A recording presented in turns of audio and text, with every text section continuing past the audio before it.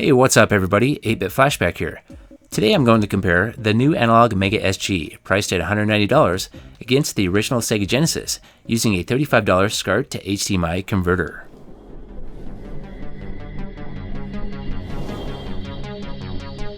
Alright, let's get right into it. So for this test, I'm using the Model 1 Sega Genesis with front stereo output and just a cheap $35 Scart to HDMI converter, along with the $8 RGB Scart cable.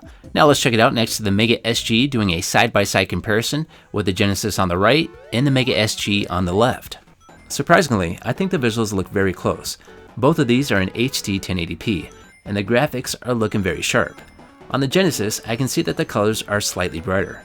And there's some other small variances as well, but it's very hard to see the differences without having the two displayed side by side. When Sonic is in motion is where I see the biggest differences. Check this out in slow motion, and you can see that Sonic is more of just a blue ball instead of seeing detail like you can on the Mega Sg.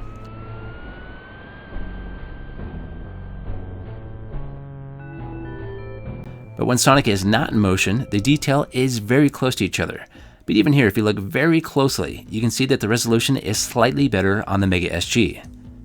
And for another comparison, here's a quick screenshot showing the Hyperkin Mega Retron on the right and the Mega Sg on the left, and it's very easy to see the difference here.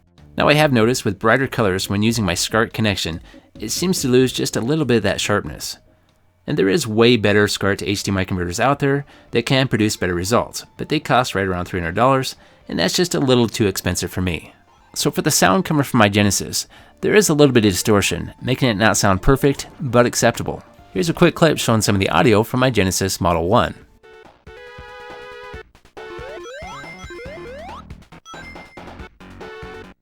And here's a sample from the Mega Sg.